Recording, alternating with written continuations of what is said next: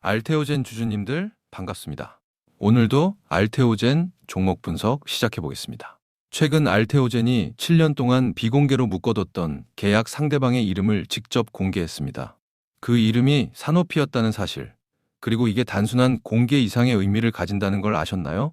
그래서 오늘은 7년간 베일에 쌓였던 사노피가 앞으로 알테오젠에게 어떤 영향을 주는지, 또 앞으로 알테오젠이 더 상승할 수밖에 없는 근거를 지금부터 명확하게 말씀드리겠습니다. 기관이 조용히 주목하고 있던 이 이름, 오늘 여러분과 같이 들여다보겠습니다. 2019년 알테오젠은 13억 7,300만 달러 규모 계약을 맺으면서도 상대방을 끝까지 밝히지 않았습니다. 그런데 그 비밀의 주인공이 글로벌 매출 27조 원짜리 의약품을 가진 사노피였다는 게 이번에 확인됐습니다. 이 공개가 단순한 호기심 해소를 넘어 왜 투자 신호가 되는지 확인하겠습니다. 오늘은 이 세 가지를 같이 확인해 볼 거예요. 첫째, 알테오젠이 왜 기술 수출 단계를 지나 로열티 받는 회사로 바뀌고 있는지. 둘째, ALT 비사라는 기술이 어떻게 더 넓은 시장으로 뻗어가고 있는지. 셋째, 회사 구조를 왜 지금 다시 정리하고 있는지. 이 세 가지 질문을 따라가다 보면 지금 시장이 왜 이 종목을 주목하는지 보이실 겁니다. 여러분도 이런 얘기 보셨을 거예요. 국내 바이오 기업이 기술 수출 발표로 주가가 반짝 올랐다가 다시 가라앉는 모습 말이죠. 그런데 이게 왜 반복될까요?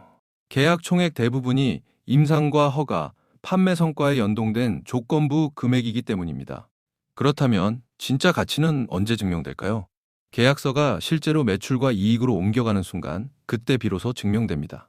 이 흐름 속에서 알테오젠이 어디까지 와 있는지 짚어볼 차례입니다. 알테오젠이 지금 어떤 숫자를 만들고 있는지 아세요? 1분기 연결 기준 매출 715억 원에 영업이익 393억 원, 영업이익률은 54.8%를 기록했습니다. 이게 왜 중요할까요? ALTB4 관련 마일스톤 수익만으로도 598억 원이 잡혔다는 건 아직 로열티 단계 전이란 뜻이거든요. 그렇다면 본격적인 로열티가 붙으면 어떻게 될까요?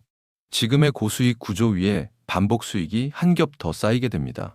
실제로 알테오젠은 현재도 또 다른 글로벌 제약사와 추가 기술 수출 논의를 진행하고 있다고 밝힌 바 있습니다. 이게 얼마나 큰 얘기냐면요. 파트너사 MSD의 키트루다 SC는 이미 미국과 유럽에서 허가를 받고 판매되고 있습니다. 이 숫자가 의미하는 건 뭘까요? 알테오젠이 받을 수 있는 키트루다 SC 판매 마일스톤은 최대 10억 달러, 약 1조 4천억 원에서 1조 5천억 원 규모로 거론됩니다. 그렇다면 이게 투자자에게는 어떤 의미일까요? 이건 한번 받고 끝나는 돈이 아니라 판매가 이어지는 동안 계속 흘러드는 혈류 같은 구조라는 뜻입니다. 사노피라는 이름이 왜 특별한지 아세요?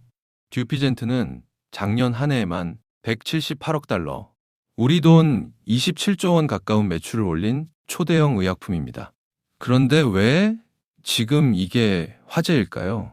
사노피가 최근 듀피젠트의 피하 주사 제형 개발을 위한 임상 일상에 ALT 비사를 적용해 착수했기 때문입니다. 그렇다면 이게 알테오젠에게는 왜 중요할까요? 항암제 중심이던 기술 적용 범위가 자가 면역 질환이라는 새로운 장기까지 넓어진다는 뜻입니다. 실제로 ALT 비사는 항체 약물 접합체 분야에서도 피하 주사 제형화 가능성이 전임상 단계에서 확인되고 있습니다. 그럼 지금 알테오젠이 자회사를 흡수 합병하려는 게 무슨 뜻일까요? 바이오시밀러 자회사인 알테오젠 바이오로직스를 따로 상장시키려던 계획이 막혔다는 뜻입니다. 그런데 실제로는 어떨까요? 정부의 중복 상장 규제 강화로 자회사 상장이 어려워지자 알테오젠이 합병으로 방향을 틀었다는 분석이 나옵니다. 이 변화가 왜 중요할까요? 회사가 둘로 쪼개진 구조보다 하나로 합쳐진 구조가 가치 평가에서 더 선명하게 읽히기 때문입니다. 여기서 한 가지 더 짚고 넘어갈 게 있는데요. 알테오젠 바이오로직스에 투자했던 벤처 캐피털 등 외부 투자자 절반 이상이 이번 흡수 합병에 찬성 의견을 낸 것으로 전해집니다. 이게 단순한 구조조정과 뭐가 다를까요? 자금을 댄 투자자들조차 합병이 더 합리적인 선택이라고 동의했다는 신호로 읽을 수 있습니다. 자회사의 주력 파이프라인인 안과 치료제 바이오시밀러 역시 국내외 허가 절차를 밟고 있는 상태입니다. 그렇다면 왜 다른 기업이 아닌 알테오젠이어야 할까요? 최근 미국 특허 심판원에서 경쟁사가 제기한 특허 무효 심판 3건 모두 알테오젠에 유리하게 끝났기 때문입니다. 이게 왜 쉽게 흔들리지 않을까요? 알테오젠 자체 특허에 대한 무효 심판 청구도 미국 특허청이 받아들이지 않았고 유럽에서도 물질 특허 등록 허여 결정을 받았거든요. 마치 외부 공격을 막아내는 면역 체계처럼 권리를 지켜내고 있다는 점이 핵심입니다. 물론 좋은 면만 있는 건 아니에요. 1분기 키트루다 SC 전환율이 1.6%에 그쳐 아직 초기 단계라는 점은 사실입니다. 그렇다면 이 리스크가 실제로 더디게 가면 어떻게 될까요? 로열티 수익이 본격화되는 시점이 예상보다 늦어질 수 있다는 걸 투자 판단에 반영해 둘 필요가 있습니다. 이 속도와 별개로 봐야 할 두 번째 리스크, 특허 리스크 완화와 키트루다 SC 상업화라는 호재에도 주가가 직전 고점을 아직 회복하지 못했다는 점입니다. 그럼에도 불구하고 알테오젠을 주목하는 이유는 뭘까요? 시장 검증이 끝나지 않았을 뿐 로열티 전환이라는 방향 자체는 이미 시작됐기 때문입니다. 자, 지금까지의 이야기를 딱 3줄로 정리해 드릴게요. 첫째, 기술 수출을 넘어 로열티 받는 구조로 전환되고 있다. 둘째, ALT, B4 적용 영역이 항암제에서 자가 면역 질환까지 넓어졌다. 셋째, 자회사 흡수합병으로 기업 구조가 단순해지고 있다. 그렇다면 앞으로 알테오젠에서 눈여겨봐야 할 변곡점은 뭘까요? 첫째, 키트루다 SC의 처방 전환율이 분기마다 얼마나 올라가는지 확인하는 것입니다. 둘째, 자회사 흡수합병의 비율이 실제로 어떻게 확정되는지 지켜보는 것입니다. 이 두 신호가 함께 확인되는 시점이 진짜 변화의 증거가 될 수 있습니다. 오늘 알테오젠에 대한 모멘텀과 리스크 측면은 이쯤에서 설명을 드리겠고요. 지금부터 굉장히 중요한 내용 하나만 말씀드리겠습니다. 여러분, 제가 지금부터 여러분들이 어디서도 들을 수 없는 엄청난 이야기 하나만 드려볼게요. 최근 삼성전자, SK하이닉스 많이 오른 거 다들 알고 계시죠?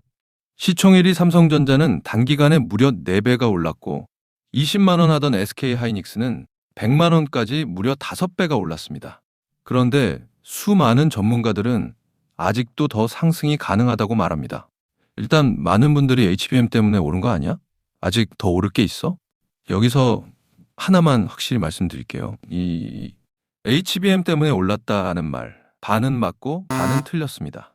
진짜는 아직 시작도 안 했어요. 지금 시장이 주목하는 건 HBM 그 너머에 있습니다.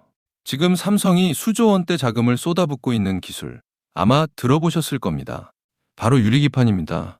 그리고 지금 시장에 알려지지 않은 어떤 한 기업이 유리기판의 게임 체인저로 조용히 떠오르고 있습니다.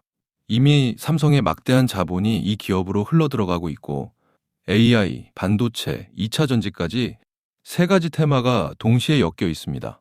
최근 시장만 봐도 테마가 너무 빠르게 바뀌잖아요. 그런데 이 종목은 3가지 테마가 동시에 묶여 있어서 꾸준한 상승이 가능하다는 겁니다. 그리고 지금 시점에서 가장 중요한 질문 하나 드려볼게요. 여러분, 지금 엔비디아, 인텔, 구글의 가장 큰 고민이 뭔지 아세요? AI 성능은 하루가 다르게 진화하고 있는데 문제는 그만큼 열도 어마어마하게 뿜어낸다는 겁니다. 성능이 올라갈수록 발열도 함께 올라가는데 기존 반도체 구조로는 이제 그 열을 감당할 수가 없는 거예요. 한마디로 성능의 한계가 아니라 열의 한계에 막혀버린 겁니다. 그래서 지금 엔비디아와 삼성이 긴밀하게 협력을 논의하고 있는 거고 AMD 수장까지 직접 방한한 겁니다. 그런데 여기서 이상한 점이 하나 있습니다. 삼성이 세계 최고 실력이라고 자부하는 이 기업의 주가는 아직 바닥입니다. 왜일까요? 세력들은 절대로 아무 때나 주가를 올리지 않습니다. 항상 남들보다 먼저 오랜 시간 매집을 하고 그 다음 재료가 시장에서 부각되기 시작할 때 그때부터 본격적인 상승세를 보여준 겁니다. 그런데 이 종목 같은 경우에는 유리기판이라는 초강력 재료를 가지고 있고 삼성의 거대 자금이 빠르게 들어가고 있기 때문에 한번 움직임이 시작하면 절대 이 가격대엔 못 산다는 겁니다. 그리고 소름 돋는 게 하나 더 있습니다. 제가 작년에 추천드렸던 원익홀딩스 기억하시죠? 똑같이 바닥권에서 횡보하며 장기 매집이 시작됐고 거래량이 본격적으로 튀어오르기 시작하더니 무려 8배 넘는 상승이 나왔습니다. 그런데 이 종목도 보면 어떻습니까? 바닥권에서 횡보하며 오랜 시간 매집이 진행됐고 거래량이 중간중간 강하게 튀어올랐습니다.